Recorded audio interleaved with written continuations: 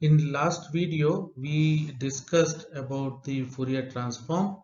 We saw the expression for discrete Fourier transform, and we also saw the inverse discrete Fourier transform. We also stabilized the relationship between Fourier series alpha coefficient and its linkage with discrete Fourier transform. And we saw that how alpha k is related with the discrete Fourier transform.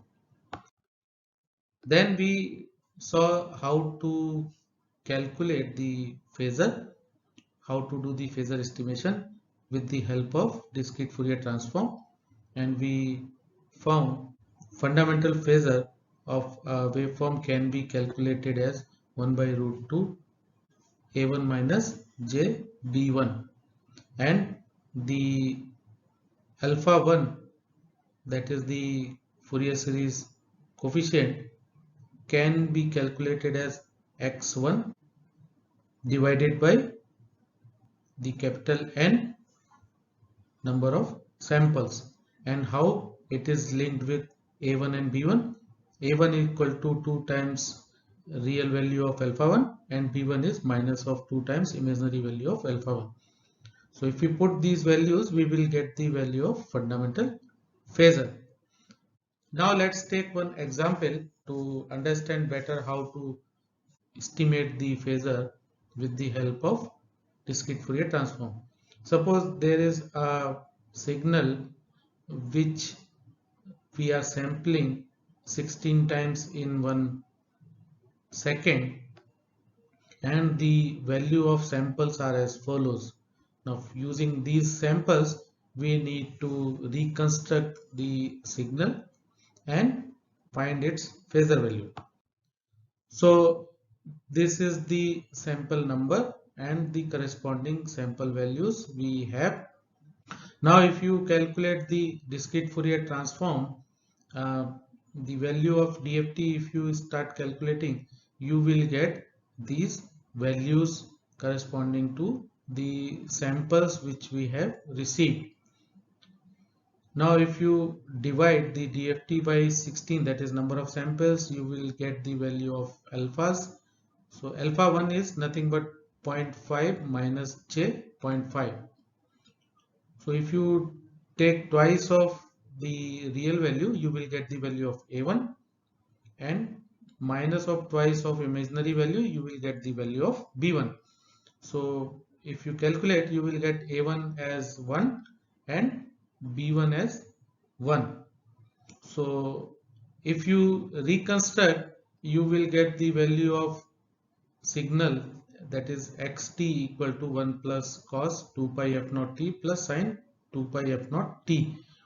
1 is coming because of the DC component which corresponds to sample at time t is equal to 0, that is 0th sample.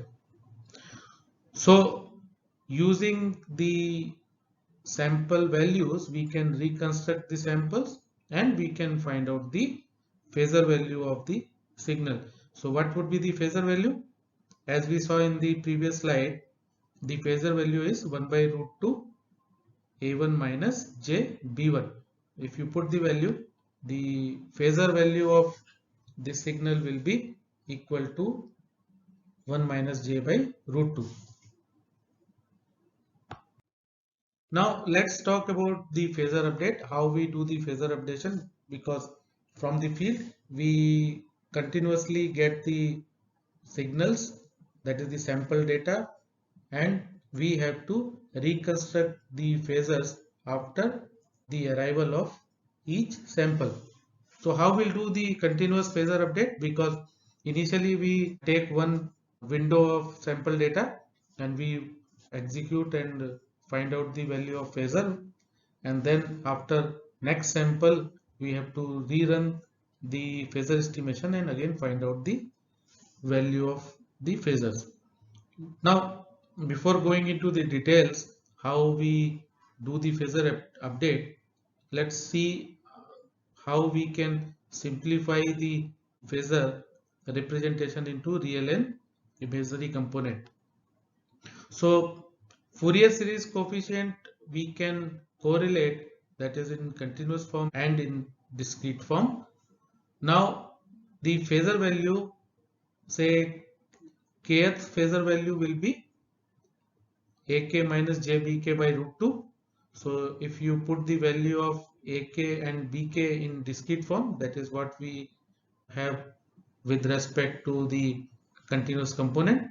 So discrete value of ak we just put from here into this, and when we simplify for the phasor xk, we can write the value of xk is equal to root 2 by n sigma n is equal to 0 to capital N minus 1 xn cos kn theta minus j sigma n is equal to 0 to capital N minus 1 xn sin kn theta. So we can clearly distinguish between real and imaginary component. Let's assume the real component is xkc and imaginary is xks. So what we can write, xk can be written as xkc minus jxks. Now how we do the phasor update? We utilize two techniques. One is non-recursive technique and other is recursive technique of phasor updation. Now let's understand first the non-recursive technique of phasor update. So initially we will take 0 to n minus 1 samples for phasor estimate. So let's see this waveform, that is sinusoidal waveform, and we start taking samples from time t is equal to 0, and the number of samples we take up to n minus 1. So we will take the samples from n is equal to 0 to n minus 1, and we will utilize this window to estimate the phasor. Let's say that at this point the 1 pps signal is coinciding. So with respect to standard waveform, this sample, that is n is equal to 0, is having a phase angle difference, say phi, and the theta is the sampling angle. So the first sample, that is n is equal to 0 sample, will be of angle difference phi with respect to the peak of the sinusoidal signal. The second, that is at n is equal to 1, the signal will have a phase difference of phi plus theta, and so on. Now at nth sample acquisition, the phasor estimate needs to be repeated, and this has to be repeated now for sample n is equal to 1 to capital N. So what will happen in that case? The window 1, which was taking samples from n is equal to 0 to n minus 1, will now shift by one sample, and in the window 2 we will take samples from n is equal to 1 to n is equal to capital N. So we will shift the window by one sample and recalculate the phasor value. So now the fundamental phasor for 0 to capital N minus 1, that is window 1, will be given as x n minus 1, and we can represent it as equal to root 2 by capital N sigma n is equal to 0 to capital N minus 1 xn cos n theta minus j sin n theta. Now for window 2, when the sample is taken from 1 to capital N, the phasor value, say it is xn, will be given as root 2 by n sigma n is equal to 0 to capital N minus 1 x n plus 1 cos n theta minus j sin n theta.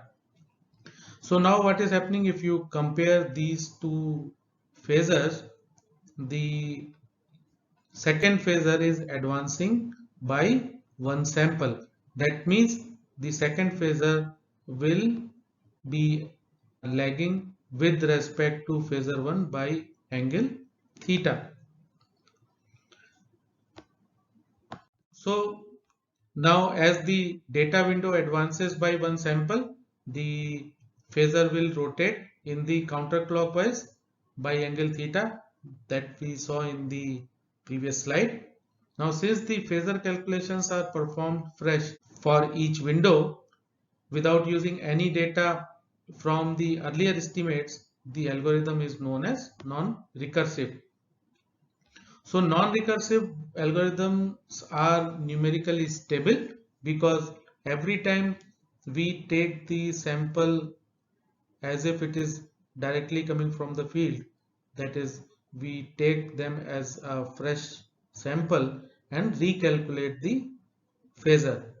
So for 0 to capital N minus 1, first we will calculate the phasor, and then again we take sample from n is equal to 1 to capital N, and then we again recalculate the phasor. So in that way we will not utilize the calculations for phasor between n is equal to 1 to capital N minus 1. So it means that we are considering every sampling window independent to each other. So in that case, what is happening? We are wasting the computational effort because every time we are starting our calculation from fresh, and for each window the calculation is done independently without utilizing the samples which are common in both of the windows. So old sample data is discarded and fresh data is acquired every time to estimate the phasor value. In this way, the phasor will keep on rotating with a constant magnitude and sampling angle. So this is what we have the disadvantage when we utilize the non-recursive phasor update, but it is numerically stable. Now let's talk about the recursive phasor update. So let's say initially the window is from 0 to capital N minus 1 for phasor estimate. At the nth sample acquisition, the phasor estimate is repeated from sample n is equal to 1 to capital N. Now fundamental phasor for sample 0 to capital N minus 1, that is window 1, we can write as root 2 by n sigma n is equal to 0 to capital N minus 1 xn e to the power minus jn theta. So that is in the Euler form. Now for window 2, what we can write?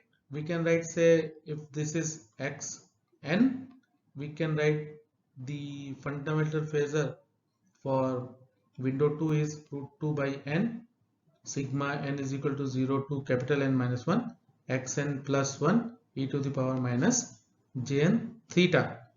Now instead of recomputing the above phasor, that is phasor in window 2, we will compute this phasor by reusing the samples from 1 to n minus 1 which is there in the window 1. So how to use it? Let's do one thing. We multiply the fundamental phasor of window 2 by e to the power minus j theta. So what we can write? We can write it is as root 2 by n is equal to 0 to n minus 1 xn plus 1 into e to the power minus j n plus 1 theta. Now let's define this new phasor as x cap n. So in x cap n, what we will do now? We will add and subtract the value of root 2 by n x naught e to the power minus j 0 theta. So we will add and subtract. So when we add and subtract, it will not have any impact on the value. Now let's see what will be the value of x cap n. So what we can write? X cap n can be written as x n minus 1 because what is there in the bracket is nothing but the value of phasor which was estimated in window 1. So we can assume n plus 1 as, say, another quantity k.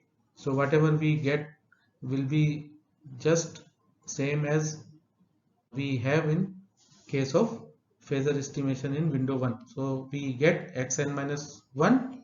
Now the next value is root 2 by n x naught e to the power minus j naught theta. Now since 0 and n, the values are interchangeable because those are the sample after one period, so both will remain same. So we can replace 0 with capital N. So 0 we are replacing with capital N, and another 0 will remain same because e to the power minus j0 theta is nothing but e to the power minus j n theta. So the nth, that is capital Nth sample and the 0th sample will be same if we are sampling at a constant frequency. So what we can write, x capital N is nothing but the xn minus 1 phasor plus root 2 by n xn minus x naught e to the power minus j0 theta. This value is again equal to 1. So what we are doing here, we are adding nth sample and removing the 0th sample. So now n samples span exactly one period of the fundamental frequency. But you see here, this x cap n defined by the above equation differs from the non-recursive estimate by angular retardation of theta, because there instead of n theta we are utilizing n plus 1 theta. That means we are delaying the sample, that is xn in the previous slide, we are multiplying it by e to the power minus j theta, means we are retarding the overall sample by angle theta. So what we get now is x cap n with angular retardation of angle theta. So if you add the nth sample and remove the 0th sample in window 2 and use the recursive update, you get the phasor which will have the angular retardation of angle theta, and the advantage by using this is that it makes the phasor stationary and not rotating with the sampling angle as we see in case of non-recursive. So in general, the recursive algorithm is numerically unstable because we are reutilizing the sample n is equal to 1 to capital N minus 1, which makes this kind of recursive update numerically unstable, because if there is any error in sample from n is equal to 1 to n minus 1, the same error will be reflected in the next window also. So from window to window, the phasor estimate, if we do using recursive update, the error will keep on propagating. So because of that, this error will always present in all the phasor estimates which we are doing from window 1 and so on. So because of the great computational efficiency of the recursive algorithm, it is usually the algorithm of choice in many applications, because the speed of data refresh from the field in case of PMU is very high. So the phasor estimate also has to be done at very fast pace, and the recursive phasor update offers that kind of opportunity because it will give you the fast computation of the phasor estimate.